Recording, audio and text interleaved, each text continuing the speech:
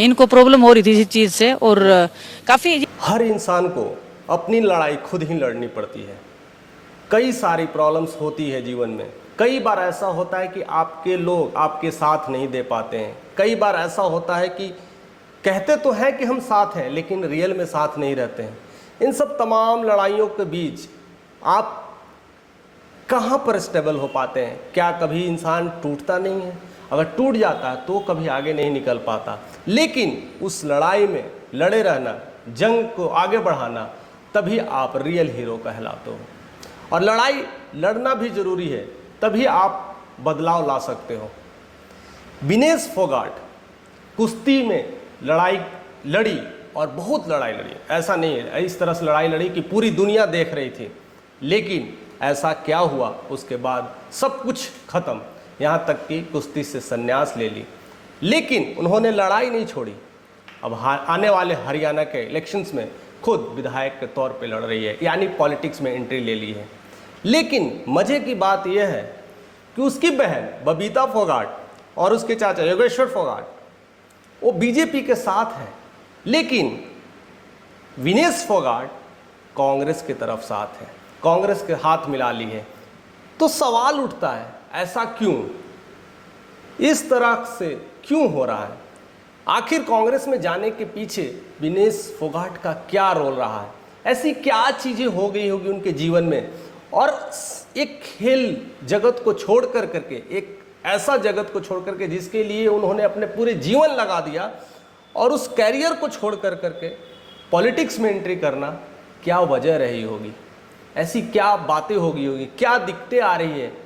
आइए हम समझने की कोशिश करते हैं, थोड़ी फ्लैशबैक में चलते हैं कि ऐसी क्या चीज़ें हुई, और धीरे धीरे जानेंगे कि ये चीज़ें क्यों हो रही है और कांग्रेस की तरफ हाथ बढ़ाने का क्या इरादा है। आती है बात जब ओलंपिक में गेम शुरू हुआ था, तब उनकी जो पहली मैच थी जी, तो एक दिन में 3 मैच थे और तीनों मैच उन्होंने जीता था। और उस जीत के बाद पूरी दुनिया में जश्न मर रहे थे। हर कोई सोच रहा था कि इंडिया में गोल्ड गोल्ड गोल्ड गोल्ड के नारे लग रहे थे, और हर तरफ कहीं ना कहीं विनेश फोगाट की जगह जय जयकार हो रही थी। हर जगह लग रहा था कि अब इंडिया में कुछ नया होने वाला है, गोल्ड आने वाला है, और हर कोई इंतज़ार रहता अपने गोल्ड के लिए। विनेश फोगाट ने अपनी पूरी तरह से लगाई, दम लगाई, सब कुछ लगा दिया। लेकिन उस समय, उस जीत के बाद हर कोई उम्मीद रखता, हर कोई बधाइयाँ का तांता देता, बधाइयों का तांता सा लग जाता, हर कोई उनकी तारीफ़ करता, उनके फुटेज दिखाता है।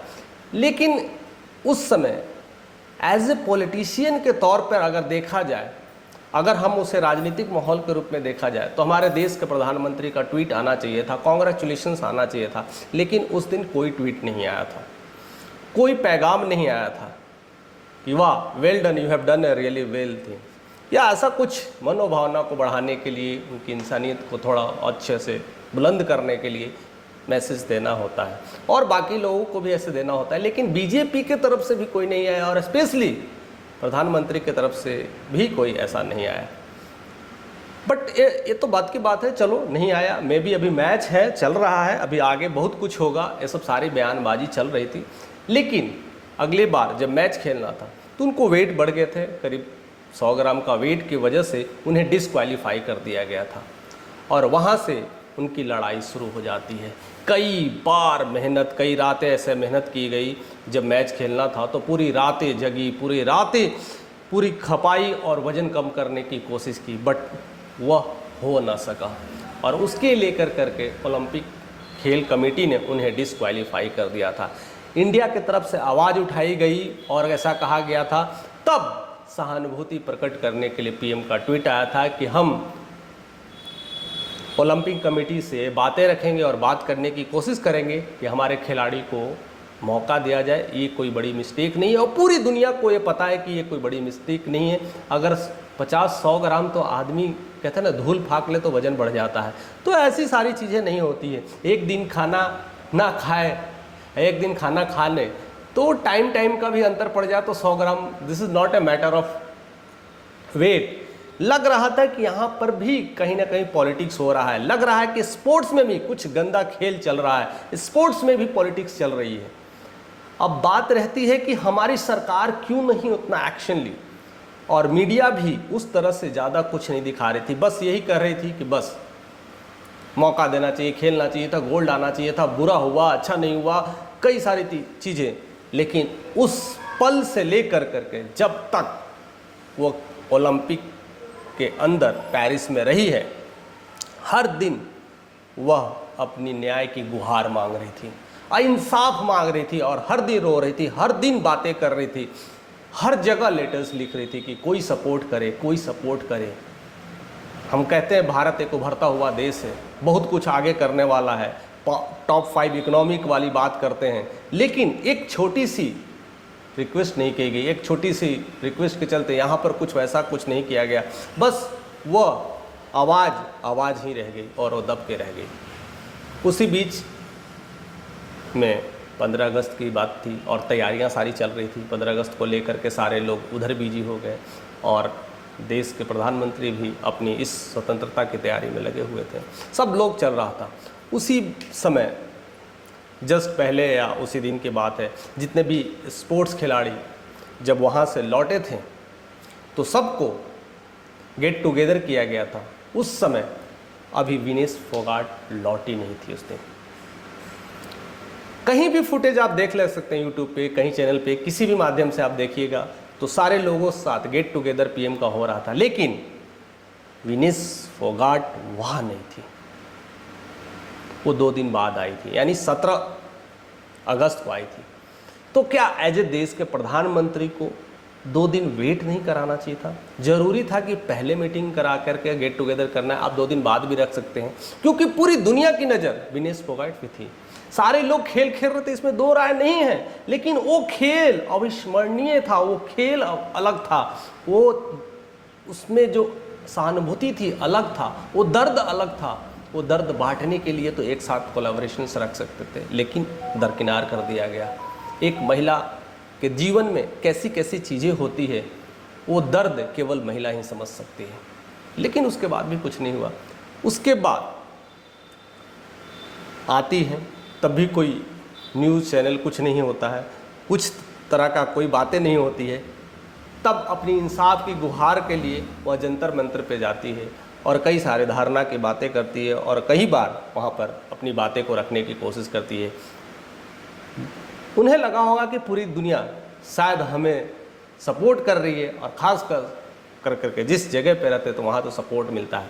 और दिल्ली में जब उतरी थी तो उन्हें घर जाने के लिए बहुत टाइम लग गया था, क्योंकि स्वागत के लिए सारी चीज़ें थी, बस वो स्वागत और सहानुभूति और बस फुटेज को करते करते, कवरेज करते करते वो सारे टाइम्स ऐसे निकल गए थे। लेकिन जब वो जंतर मंतर पे आए धरना देने के लिए और उस बातें करने के लिए कि हमें इंसाफ चाहिए, इस तरह का चीज़ें को रोकना चाहिए और करना चाहिए, लेकिन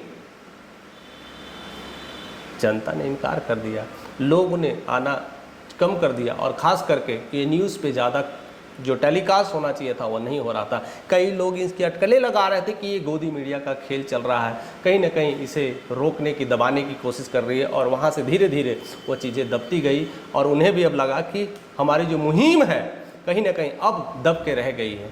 ऐसा ही उनके पति बजरंग पुनिया के साथ भी हो गया था, उनको भी डोपिंग के तरह से किसी तरह से वो जब आवाज़ उठाए थे तो उन्हें भी बैन कर दिया गया था खेल से लेकर के। तो वो साफ साफ कहती है बयान में, मैं जानती हूँ स्पोर्ट्स में कितना गंदा खेल होता है और किस तरह से लोगों को दबाया जाता है, उन्हें बोलने का अधिकार नहीं है, उन्हें जीने का ढंग का अधिकार नहीं है, उनको किसी के इशारे से खेलना पड़ता है और उन्हीं के इशारे से सब कुछ चलना पड़ता है।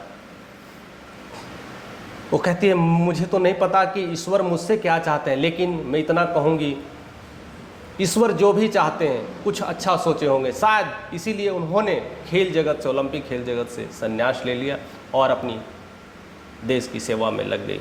और वो कहती है मेहनत बेकार नहीं जाती है। जिस तरह से मैंने एक स्पोर्ट्स में पूरी कैरियर लगा दी थी, जीवन लगा दिया था, आज मैं पूरी तरह से महिलाओं में होने वाले अत्याचार, कई लोगों को स्पोर्ट्स में वैसी चीज़ें होती है जो वहाँ पर नहीं पहुँच पाते हैं, कई सारा जो पॉलिटिक्स चलता है उसके वजह से उन्हें फंड नहीं दे पाते हैं, उस सब के लिए मैं खड़ी रहूँगी। वो सारे खेल को मैंने देखा है, उन अंदर के पॉलिटिक्स को मैंने देखा है, वो दर्द के खेल को, दर्द को मैंने महसूस किया है।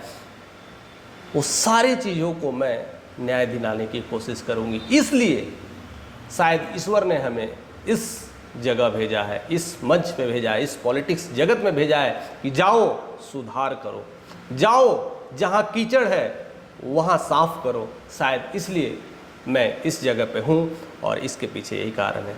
और उसके पहले जब वो वहाँ पर ओलंपिक के लिए क्वालिफाई नहीं हो गई थी, डिस्क्वालीफाई हो गई थी, तब खास करके यहाँ के खेल मंत्री मनसुख मंडाविया ने खर्चा गिना रहे थे। विनेश फोगाट पे हमने कितने लाखों खर्चे पार्टनर इनको पेरिस ओलंपिक चक्र के कुल 70,45,775 की वित्तीय सहायता दी गई है।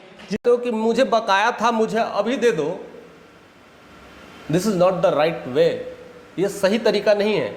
आप वेट कर लो 10 दिन, पूरे साल वेट कर लिए थे, 2 साल वेट कर लिए थे, 10 दिन और जो कार्यक्रम है उसका वेट कर लो, 10 कर्म तो होने दो। उसके बाद आप मिल लेना, लोगों से पूछ लेना, उनके बच्चे से, जो भी लोग हैं परिवार से कह देना कि इतने इतने बकाए रह गए हैं, मैं चाहता हूं कि आप लोग क्लियर कर दें, आप लोग सज्जन हैं।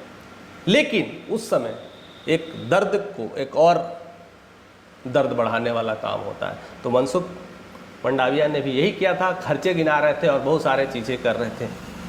क्या लोग को समझ में नहीं आ रहा था कि उसके साथ क्या हो रहा है, या उसके साथ कोई खेल खेला जा रहा है, पॉलिटिक्स चल रही है, ये सब सारे चीज़ हो रहे थे। और इससे जी पहले बात है, जो महिला धरना हुई थी, महिला खास करके जो पहलवानी की धरना हुई थी, वो भी सारी महिला पहलवान सब आ गई थी, धरना के लिए दे रही थी। लेकिन कुछ समय के बाद उन्हें लगा कि मेरी जितनी धरनाएं चल रही, सब कुछ हो रहा है, इसे टीवी पे क्यों नहीं दिखाया जा रहा है। धीरे धीरे वो मामला ज़्यादा विस्फोटक नहीं पड़ा, क्योंकि टीवी मीडिया उस पर आ नहीं रही थी। तो धीरे धीरे वो मामला दब गया और धीरे धीरे वहाँ से सब लोग पलायन कर गए। तो ऐसे चीज़ों को दबा दिया जाता है। जहाँ इंसाफ की गुहार करने की होती है वहाँ इंसाफ नहीं मिलता है। कम से कम आवाज़ तो उठाने का मौका भी मिले, वो भी नहीं मिल पाता है, क्योंकि हमारी मीडिया भी ऐसी है। आप किसके पास जाएंगे, कौन सही कह पाएगा, किसे हम अपनी बात को रखें, किसी भी दर्द को रखें। तो लगता है शायद ईश्वर ने हमें इसीलिए कहा है या चुना है कि जाओ सफाई करो, जहाँ गलती है उसे सुधार करो। और मैं विनेश फोगाट आज कांग्रेस के साथ मैं खड़ी हूँ और हरियाणा में एज MP पद के लिए मैं ये सारे कार्य करने के लिए मैं तैयार बैठी हूँ। तो आप लोग का सपोर्ट रहेगा तो मैं वो सारी गंदगी को सफाई करूँगी, वो सारे दर्द को मैं दूर करूँगी। स्पेशली जो महिलाओं के साथ जो उत्पीड़न हो रहा है, जो मानसिक तनाव मिलते हैं, वो चाहे खेल जगत में हो, चाहे ऐसे पारिवारिक जगत में हो, या किसी भी फील्ड से हो, मैं उस सब को ठीक करूँगी। मुझे जिस जगह पर, जिस जगह में, जिस क्षेत्र में जितने लोगों पर काम करने का अधिकार मिलेगा, मैं उस सारे अधिकार का सही तरीके से मैं काम करूँगी। ये सब सारी चीज़ें तो हो रही है। जब वो लौट के आती है तो सांत्वना के लिए भी कुछ नहीं मिलता है, मिलने की बात नहीं होती है। हालांकि PM आवास पे बहुत सारे खिलाड़ी आते हैं, गेट टुगेदर होते हैं, खाना पीना भी चलता है, लेकिन विनेश फोगाट के साथ वो चीज़ें नहीं मिलती है। अब देखिए, लगता है ना ईश्वर ने कहीं ना कोई प्लान किया होता है, कभी हमें भी नहीं पता होता है। अब उसी बीच, ये तो अगस्त की बातें चल ही रही थी, उसी बीच 4 सितंबर को राहुल गांधी मुलाकात करते हैं, विनेश फोगाट से बात होती है और वो तस्वीर कहीं ना कहीं फुटेज में आ जाती है। लोग आजकल तो मीडिया बहुत चालू होते हैं, जहाँ जहाँ जाते हैं किसी न किसी तरह से कवर कर लेते हैं, और वह कहीं ना कहीं वो चीज़ें न्यूज़ में फ्लैश होने लगी थी कि शायद पॉलिटिक्स में आएंगी। लेकिन उसके बाद 6 सितंबर को मल्लिकार्जुन, कहते हैं कांग्रेस के प्रेसिडेंट हैं, और वो जब मुलाकात करते हैं तो उसके बाद जो फुटेज जो वायरल हो जाती है तो कंफर्म हो जाता है और वो फ्लैशबैक में आने लगती है कि मैं अब कांग्रेस के साथ मिल करके काम करना चाहती हूँ। इसका वजह सिर्फ एक है कि मुझे इस दर्द में जो साथ दिया है वो कोई और नहीं, वो कांग्रेस ही हैं या कांग्रेस दल के नेता ही हैं जो मुझे इस तकलीफ़ में, इस दर्द में उन्होंने साथ दिया है। तो मैं इस दल का सम्मान करती हूँ, इस जितने भी इस पार्टी के लोग हैं इसको सम्मान करती हूँ, और मुझे लगता है कि इस पार्टी मेरे लिए काफ़ी कारगर सिद्ध होता है, क्योंकि जब मैं उस समय ज़रूरत था तो कई लेटरें मैंने लिखा, कई लोगों को मैंने लिखा, जितने भी विधायक थे, खास करके बीजेपी जो सरकार में होती है उसी में हम बात भी करते हैं और उसी को लेटर लिखे, लेकिन किसी का कोई जवाब नहीं आया। अंत में थक हार करके हमने छोड़ दिया था। या तो हमें कुश्ती तो लड़ना नहीं है, अब मैं लोगों को सिखाऊंगी, या तो घर बैठ कर करके चूल्हा चौका करूंगी।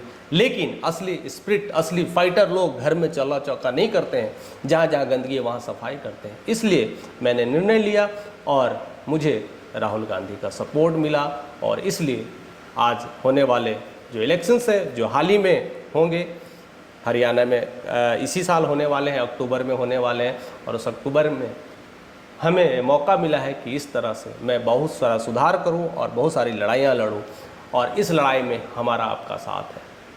हमारा एक क्वेश्चंस बनता है, या आप लोग भी बताइएगा कि क्या सही है और क्या गलत है। क्या विनेश को आगे आकर अपने अधिकारों के लिए लड़ना चाहिए कि नहीं लड़ना चाहिए?